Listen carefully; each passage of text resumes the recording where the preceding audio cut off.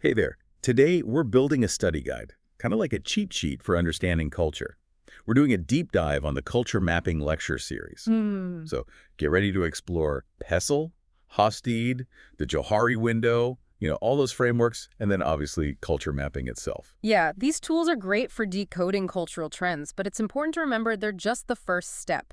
The real goal is to understand the story behind the data. Okay, I like that. So we're not just looking at a trend in isolation, right? It's like No. we're trying to figure out what that trend tells us about the bigger picture, about the culture itself. Yeah, exactly. Think of trends as clues. Like, what do they reveal about what's really going on? How are people thinking? Why are they making the decisions they're making? Like, what can we really learn about work habits, let's say, or how people live in cities just by looking at, I don't know, the rise of food trucks? It's like being a cultural detective, right? Yeah. We're searching for clues, those aha moments that help us understand human behavior.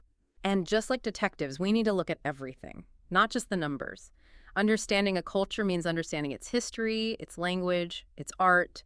We need to see the world through their eyes. So it's that difference between seeing the data and actually getting the story behind it, right? Exactly. Let's say we're looking at, I don't know, the rise of esports. If we just looked at the numbers, we might see how many people are watching or how much money it's making.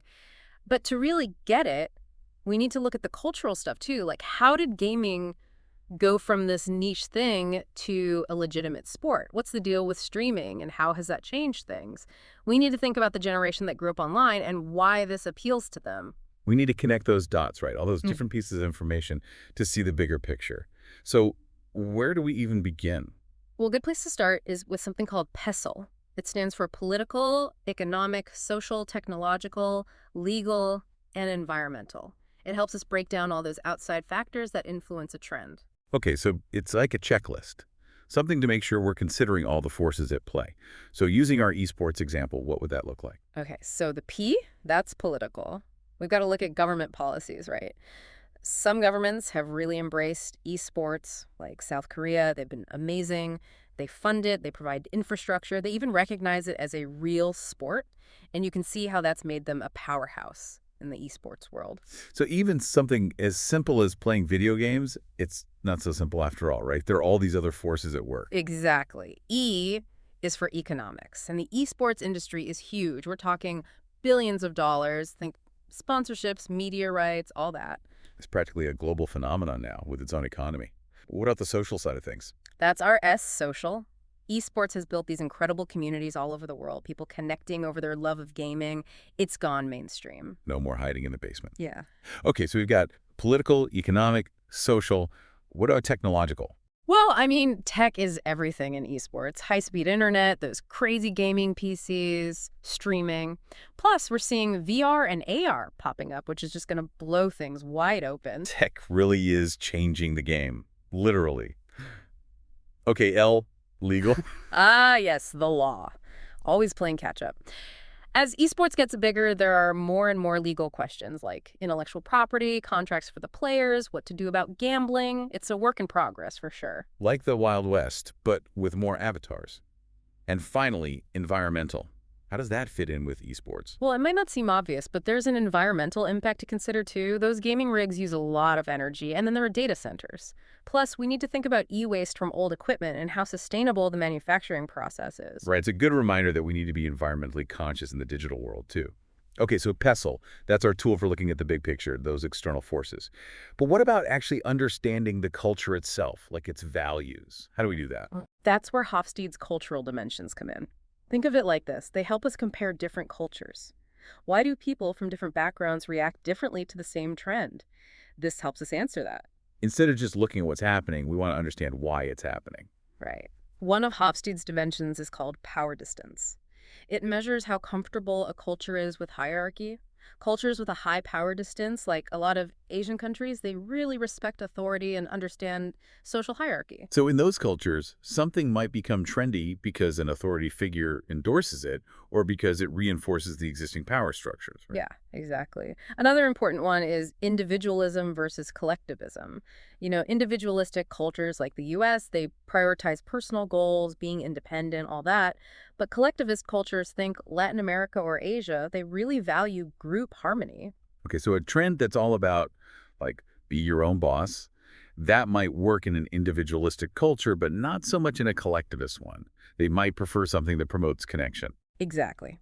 Then you've got masculinity versus femininity. It's basically about what a culture values: competition, achievement, material success, or things like caring for others and quality of life. So a very masculine culture might gravitate towards trends about status and competition. And a more feminine one might be more into things about, I don't know, well-being and connection. Yeah, you're getting it. Then there's uncertainty avoidance. Basically, how comfortable are people with ambiguity, with risk? Some cultures, like Japan, they like clear rules and structures, while others are more go with the flow. So a trend that really shakes things up. That might be a hard sell in a culture with high uncertainty avoidance. But a culture that's more open to new things, they might be all over it. Exactly. And finally, long-term orientation versus short-term orientation. Basically, how does a culture think about time? Long-term orientation cultures like China, they think about the future, about saving. Short-term, it's more about the here and now. So a trend that requires a big commitment, that might do well in a long-term culture, but a short-term culture, they might want to see the benefits right away. You got it. It's super important to remember that these dimensions aren't set in stone. People fall all along the spectrum, but it's a great starting point for understanding how culture shapes how we see the world. It's like having a cheat sheet for understanding different cultures. Exactly. Now, let's shift gears a bit and talk about the Johari window. It's about understanding what we know and what we don't know, especially our own blind spots. Blind spots sounds a little dangerous. They can be. Imagine a brand trying to reach a new audience. They think they know what makes these people tick, but they're missing something crucial. The campaign flops, nobody's happy. Ouch. Okay, so how does this Johari window help us avoid that kind of disaster? It's all about the quadrants. First, you've got the arena. That's the stuff we know about ourselves and others know about us. Our skills, our public persona, all of that. So that's the stuff everyone sees, our public face. What about quadrant number 2? That's our blind spot. It's what other people know about us, but we don't see ourselves. Maybe it's a bias we have or a bad habit. It could even be our own potential that we haven't tapped into yet. I guess that's what friends are for, right? To give us that feedback, even if we don't always want to hear it. You got it. Feedback is key for growth. Now, the third quadrant, that's the facade. The stuff we know about ourselves, but we keep hidden. A secret talent, a fear, a goal we're not ready to share yet. The stuff we keep close to our chest. Only share it when we're ready. What's the last one? The unknown, the stuff that nobody knows, not even us. Untapped potential, hidden talents. It's exciting, really. The blank page of our lives. But But how do we actually use this? The Johari window, I mean. How does it help us with understanding culture? it's all about self-awareness and good communication. If we understand our own blind spots and are open to what others tell us, we become better communicators. We build stronger relationships. And when you're trying to understand another culture, that's huge. So by being more open, we can bridge cultural gaps, see each other's perspectives. Exactly. We all have blind spots. The only way to get past them is by talking to each other and being willing to learn. I can get behind that. Yeah. Okay, so we've got PESTLE for those big picture forces. We've got Hofstede for understanding values. And we've got Johari for our blind spots. How does culture mapping bring all of this together? Culture mapping is all about the big picture. It's about understanding how all these things, values, politics, people's actual experiences, come together to create a culture. We use this visual map to track trends, cultural codes, all of that, and then we can even start to anticipate what might happen in the future. So it's like we're taking all these different pieces of information and building a roadmap to make sense of it all. Precisely. Think of it like a jigsaw puzzle. Each piece is a different part of a culture, and when you put them all together, you see the whole picture. That's a great way to think about it. Okay, so we've laid the groundwork, we've got these tools. Let's look at some real-world examples. Let's start with something everyone's talking about: electric vehicles. We'll look at the US and China. Two very different cultures, but both dealing with this big shift in technology. Okay, two very different cultures, one very interesting trend. Where do we even start? We can use PESTLE to figure out what's driving the EV market in each country. All right, so let's start with the US. What are the key PESTLE factors there? Okay. Politically, it's complicated. Some politicians love EVs, others not so much. There have been different policies around fuel efficiency, incentives for buying EVs. It's all over the place. Economically, the U.S. car market really listens to what consumers want. And what do they want?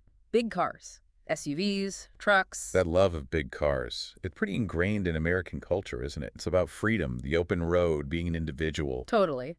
Then, socially, there's this growing awareness about climate change and how gas-powered cars are hurting the environment, so that's pushing some people toward EVs. And then there's the technology. The US has been a leader in EV tech, Tesla and all that, right? Okay, but what about the legal and environmental stuff? Legally, it's a mess. Different rules about charging stations, emissions, it's enough to make your head spin. And environmentally, even though EVs don't pollute on the road, we got to think about the batteries. How do we make them sustainably? How do we dispose of them? It's complicated. Okay, so the U.S. is a mixed bag when it comes to EVs. What about China? China is a totally different story. Politically, they're all in on EVs. The government sets big goals. They give out tons of subsidies. It's way more government-driven than in the U.S. So China's taking charge, literally, when it comes to EVs. What about the economics? Well, China's the biggest car market in the world, and it's growing like crazy. Their middle class is expanding, and more people want cars. Plus, the Chinese government sees EVs as the future. They're putting a lot of money into research. It makes sense. Being a leader in the EV market, that's a smart move economically. What about the social factors? Air pollution is a huge problem in China, and people are starting to realize how bad it is for their health. EVs are seen as a way to fix that. Plus, it fits in with their whole thing about social harmony. So for China, it's not just about being trendy, it's about the environment and the well-being of their citizens. What about the tech and legal side of things? China's investing a ton in battery tech and building charging stations all over. And they're making cars more fuel efficient. Plus, they're encouraging ride-sharing and electric public transit. Wow, so they're not just focusing on one thing. They're tackling the problem from all angles. Yeah. It's fascinating to see how differently the US and China are approaching EVs, even though it's the same technology. Exactly. And that's where culture mapping comes in, right? It helps us see those connections, the data, the cultural values, the politics, all of it. It's about understanding the why, not just the what. Okay, so we've seen how this works with something very real and tangible, like cars. Yeah. But what about something a bit more, I don't know, intangible, like beauty standards? We talked about South Korea before. How does culture mapping help us understand what's going on there? It's interesting, right? You see this clash between the old and the new, like Confucianism. It's all about conformity, fitting in. And you see that in their beauty standards, historically at least. This preference for a very specific look. So those beauty standards, they have a historical and cultural context. But now we're seeing this shift toward more individuality. How do we explain that using culture mapping? We got to look at how globalization and social media have changed things. South Koreans, especially younger people, are exposed to all these different ideas about beauty now. And K-pop. That's been huge. K-pop stars, they have their own unique styles, and they're not afraid to challenge the old ways of thinking. K-pop is like this cultural disruptor, creating space for something new. Yeah. Okay, what about Hofstede? How did that help us understand this shift in South Korea? Even though South Korea has the history of collectivism, things are changing. Individualism, especially among young people, is on the rise. You can see it in everything. What they buy, their career goals, and yeah, how they express themselves through how they look. They'd rather stand out than fit in. So we've got this tension between wanting to belong and wanting to be unique. And it's playing out in how people define beauty. Exactly. And this is where the Johari window can be helpful too. For a long time, the beauty industry in South Korea was all about this very narrow, very Western ideal of beauty. It created this blind spot where they weren't really acknowledging how diverse beauty actually is within Korean culture. And it was putting a lot of pressure on people. So the Johari window helps us uncover those blind spots so we can have a more honest conversation about these issues. Exactly. And that's what's starting to happen now. There's this movement toward body positivity, loving yourself for who you are, celebrating diversity. It's like they're rewriting what it means to be beautiful. Exactly. And it's not just about beauty. This shift is happening everywhere. Fashion, media, even politics. It's really changing South Korean society. That's really incredible. It's amazing how we can use these tools like PESTLE, Hofstede, and the Johari window to take something like beauty standards and see all these deeper meanings. Everything's connected, and by understanding those connections, we can make sense of the world, and maybe even make it a little better. Well said. Now let's talk about another area where we see a lot of change. Education. Education is fascinating because it's about how we shape the future, right? How we prepare the next generation. Totally. So what are some of the big trends happening in education around the world? And how do different cultures approach these trends? One big one is that people are realizing The old way of doing things, memorizing facts, standardized tests, that's not cutting it anymore. The world's changing too fast. Facts are important, but they're not enough. You need to be able to think critically, solve problems, be adaptable. Right. And that's why we're seeing this move toward more personalized learning. Students get to have more of a say in what they learn, how they learn it, how fast they go. It's about fostering curiosity, creativity, collaboration, all those skills that are harder to measure, but so important for success these days. Exactly.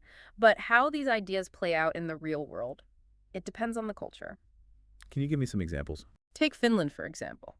Everyone's always praising their education system, and for good reason. They prioritize student well-being, working together, a love of learning. They're not obsessed with standardized tests. They want kids to be able to think for themselves. And that makes sense for them, right? It fits with their culture, equality, community, a love of nature. Right. Now, compare that with South Korea. Their system is super competitive, very high pressure. That comes from their Confucian heritage, which values hard work and discipline. So even though they're both trying to modernize, their approaches to education are different because their values are different. Exactly. It's about understanding those nuances, those deep-seated values that shape everything. It's fascinating to see how different cultures interpret these global trends in ways that make sense for them. Okay, we've talked about education.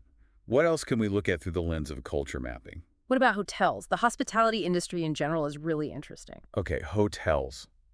When it comes to luxury hotels, what are some of the big trends we're seeing? Luxury is changing. It used to be all about fancy stuff and perfect service, but now people want more. They want something real. So thread count and those little chocolates on the pillow, that's not enough anymore. Exactly. Today's traveler, especially younger generations, they want connection. They want to experience the local culture, connect with nature, feel like they're part of something bigger. Oh, and they want to Instagram it. It's not just a vacation, it's got to be an experience. Exactly. Hotels are catching on. They're offering super personalized stays, incorporating local culture, and promoting sustainability. Can you give me an example of how culture mapping comes into play? Okay, let's say a luxury hotel chain wants to open in Japan. They need to understand Japanese culture. Harmony, minimalism, tradition. So what do? Maybe they incorporate traditional design elements like shoji screens, tatami mats, things like that. And offer experiences too, right? Like a traditional tea ceremony or a calligraphy class. Immerse guests in the culture. Exactly. Or imagine a hotel in Costa Rica trying to attract eco-conscious travelers.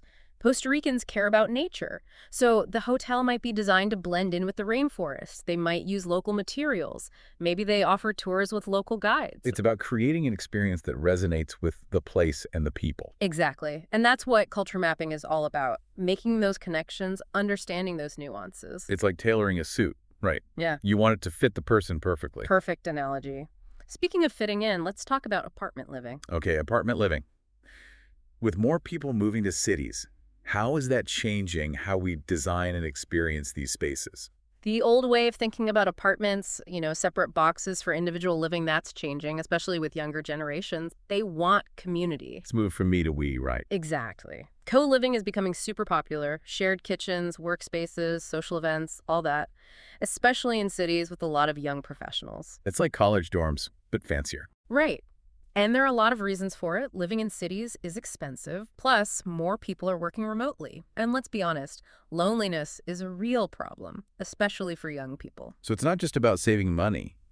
It's about finding your people, a sense of belonging. That's it. But again, it's different in different cultures. Give me some examples. In Japan, they already have a tradition of shared living. So they're experimenting with these really cool micro apartments. They're super functional and well-designed, but they still give you some privacy. So they're taking this global trend and adapting it to their own cultural values. Exactly. Then you've got Scandinavian countries. Yeah. Community is really important there. So they're building co-housing developments. These are private apartments, but they're clustered around shared spaces, gardens, that sort of thing. It's like a little village in the middle of the city. It's amazing how these global trends are interpreted differently depending on the culture. Exactly. And that's why understanding culture is so important, especially if you're designing spaces where people live, work, and interact. One size fits all. That doesn't work. Definitely not. Okay, let's shift gears one last time. From physical spaces to the world of sports. What's changing there? Well, our whole idea of what sport even means is evolving. Technology is a big factor, plus changing demographics, shifting values. We've talked about esports. What else is changing the future of sport? Personalization is huge. Athletes and fans, they want everything tailored to them. Wearable tech, personalized training plans, on-demand fitness content, you name it. It's like we're moving away from this one-size-fits-all approach to fitness. Exactly. We're also seeing all these niche sports and activities popping up, things like parkour, bouldering, pickleball. They offer a sense of community and challenge, but they're not your typical sports. And a lot of them are about more than just competition. They're about being mindful, expressing yourself, connecting with people. Totally. We're seeing a lot of interest in things like yoga, meditation, trail running. It's about the mind-body connection. It's not just about being physically fit anymore. Yeah. It's about overall well-being. So how are these trends playing out in different cultures? It really varies. Some cultures are still all about the traditional sports, soccer, basketball. It's tied to national pride and identity. But in other cultures, you see this blending of old and new, martial arts with technology, dance mixed with athletic training. It's really cool. It sounds like the world of sport is becoming as diverse as the world itself. Absolutely. And culture mapping gives us the tools to make sense of it all. It helps us see where we've been, where we are now, and where we might be headed. Exactly. This has been a great overview. My pleasure. So we've talked about a lot. EVs, beauty standards, education, even hotels. It's amazing how much culture influences our lives. It's everywhere. And to understand it all, we need culture mapping. It's not about predicting the future. It's about being prepared for it. Exactly. It's about being curious, challenging our own assumptions, and appreciating how complex and wonderful human culture is. I couldn't agree more. This deep dive has been eye-opening. I'm definitely going to be using these ideas in my own life. That's great to hear. Just remember, it's a journey, not a destination. So keep learning, keep exploring. The world of culture is full of fascinating surprises. And on that note, we'll wrap up this first part of our deep dive into culture mapping. Stay tuned for part 2, where we'll dig even deeper. We were talking about EVs in the US and China, right? Two totally different cultural landscapes, but both are dealing with the same tech shift. Yeah, and it's fascinating to see how those different cultures are shaping how EVs are adopted. Right. Like what works in one place might totally flop in another. So we talked about the US, that mix of government support, consumer demand, environmental concerns, all of that. Yeah, it's a pretty complex picture over there. Totally. But then you look at China, and it's like night and day. They're just going for it, full speed ahead. The government's really putting their money where their mouth is, huh? For sure. They're investing heavily in the technology, building charging infrastructure like crazy, and they've got these ambitious targets for EV adoption. It's a totally different approach, but it seems to be working for them. It's interesting, right? Because in the U.S., we tend to think about things more from a market-driven perspective. What do consumers want? But in China, the government plays a much more active role in shaping those consumer preferences. Exactly. And that's a reflection of their cultural values, right? Their history, their political system, all of that feeds into how they approach something like EV adoption. It's not just about the technology itself, it's about how that technology fits into their broader societal goals. It's like they're playing a long game, thinking about the big picture. Exactly. And that's something we see across a lot of different industries and trends. Speaking of which, I want to jump back to something you mentioned earlier about beauty standards. You talked about South Korea and this tension between traditional beauty standards and a desire for more individual expression. Right, right. And how those tensions are playing out in really interesting ways. Like, on the one hand, you've got this long history of Confucianism, which emphasizes things like conformity and social harmony. And that's reflected in those traditional beauty standards, this preference for a very specific look. Yeah, it's like those old school beauty standards are rooted in this desire to fit in, to not stand out too much.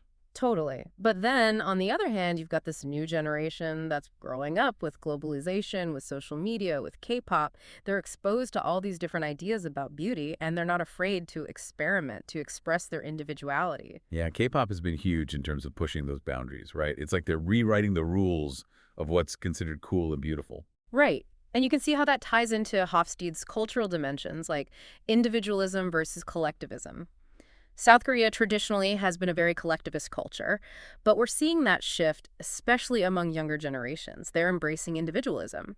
And that's reflected in everything from their fashion choices to their career aspirations to how they choose to present themselves to the world. It's like they're reclaiming their own narratives about beauty. And challenging those older, more rigid ways of thinking. It's really fascinating to see how that's playing out, not just in South Korea, but globally. And this is where the Johari window comes into play too, right? Yeah. You were talking about how the beauty industry in South Korea for a long time promoted this very narrow, often unattainable standard of beauty. Right. And it created this blind spot, this lack of awareness about the diversity of beauty that actually exists within Korean culture itself. It's like they were so focused on this one ideal that they weren't seeing the bigger picture, the beauty in all its forms. Exactly. And that's what's so important about using tools like the Johari window. It helps us uncover those blind spots, those things we might not even realize we're missing. So we can start to have more honest and inclusive conversations about beauty, about representation, about what it means to be comfortable in your own skin. Exactly. It's about broadening our perspectives, challenging those old ways of thinking, and creating a more accepting and empowering culture for everyone. Love it. Okay, so we've talked about EVs, beauty standards, all sorts of things through this lens of culture mapping. What other areas can we explore using these tools? Honestly, the possibilities are endless. We could talk about education, about the future of work, about food, about how we design our cities. Culture touches everything. It really does. And I think what's so fascinating is that these trends we're talking about, they're not just happening in a vacuum. They're all interconnected. Exactly. Like, we can't talk about the future of work without talking about technology, about globalization, about changing demographics and cultural values. It's all intertwined. And culture mapping gives us this framework, these tools, to start to make sense of it all. It's like having a map to navigate this complex and constantly changing world. I love that analogy, a map for the cultural landscape. Okay, so let's put this map to use. We've talked about some pretty big abstract concepts. How about we get a little more specific? Sounds good to me. What do you have in mind? Well, let's talk about something everyone can relate to. Let's talk about food. You know, food is interesting because it's so central to culture. Totally. Every culture has its own cuisine, its own traditions around food. It's like this universal language, Right. but with a million different dialects. Right. And just like with language, food evolves. We see new trends popping up all the time. But if we dig a little deeper, those food trends can tell us a lot about what's going on in a culture. It's like food is a window into a culture's soul. So give me some examples. What are some food trends right now that are reflecting these larger cultural shifts we've been talking about? Well, one big one is the rise of plant-based eating. It's huge right now, especially in the West. Yeah, everyone's going vegan or vegetarian these days, Right. or at least trying to eat less meat. Exactly. And it's not just a fad, it's tied to some really important cultural shifts. People are concerned about their health, about animal welfare, about the environment. They're looking for more ethical and sustainable ways to eat. It's like people are becoming more conscious of the impact of their food choices. Right. And it's not just about individual choices either. This trend is shaking things up on a bigger scale. How so? Well, for one thing, it's creating a ton of innovation in the food industry. We're seeing so many plant-based meat alternatives now, things that actually taste good. They've come a long way from those veggie burgers that tasted like cardboard, that's for Yeah, sure. right. And it's not just the fake meat. Restaurants are adding more vegan and vegetarian options to their menus. Grocery stores have whole aisles dedicated to plant-based products. It's crazy. It's like the whole food system is adapting to this new way of eating. Exactly. It's a great example of how these cultural trends can create real, tangible change. So plant-based eating, that's a big one. What else? Another trend we're seeing is the locavore movement. It's all about eating food that's grown or produced locally. Farm to table. Exactly. Again, there are a lot of reasons for this. People want to support their local farmers, reduce their carbon footprint, connect with where their food comes from. It's about getting back to our roots, in a way, appreciating the connection between food, land, and community. Exactly. And what's really interesting is that this trend is playing out differently in different parts of the world, depending on the cultural context. Give me an example. Well, take Japan, for example. They have this concept called shun, which is all about eating seasonal ingredients at their peak of freshness. It's been a part of their culinary tradition for centuries. So, in a way, they've been practicing the locavore ethos all along. Exactly. It's just ingrained in their culture. And then you've got places like California, where the locavore movement is all about supporting small farms, organic agriculture, that sort of thing. It's the same basic idea, but it's expressed in a way that reflects the local culture and values. I love that. It's all connected. Culture shapes how we think about food, how we produce it, how we consume it. It's fascinating. Oh, and one more trend I wanted to mention, transparency. Transparency, like knowing where your food comes from. Exactly. People want to know what's in their food, how it was grown, who made it. They're demanding more information, more accountability from the food industry. Which makes sense, right? Right. Especially with all the food scandals we've seen in recent years. People are losing trust in big food corporations. Exactly. And technology is playing a big role here. Hmm. Blockchain, for example, is being used to track food from farm to table, so consumers can see the whole journey. It's like giving people a peek behind the curtain. Exactly. It builds trust, and it connects people to the source of their food. Wow, we've covered so much ground in this deep dive. It's amazing to see how all these different ideas and trends we've talked about, PESTLE, Hofstede, the Johari Window, culture mapping, how they all come together to help us make sense of the world around us. It's all connected. And by understanding those connections, by seeing the world through this lens of culture, we can make more informed decisions, build stronger relationships, and create a more just and equitable future for everyone. Beautifully said. And on that note, I think it's time to wrap up this deep dive. But before we go, I want to thank you, the listener, for joining us on this journey. Thanks for listening. We hope you've enjoyed this exploration of culture mapping as much as we have. And remember, the conversation doesn't end here. Keep exploring, keep asking questions, and keep using these tools to navigate our increasingly complex and interconnected world. Until next time.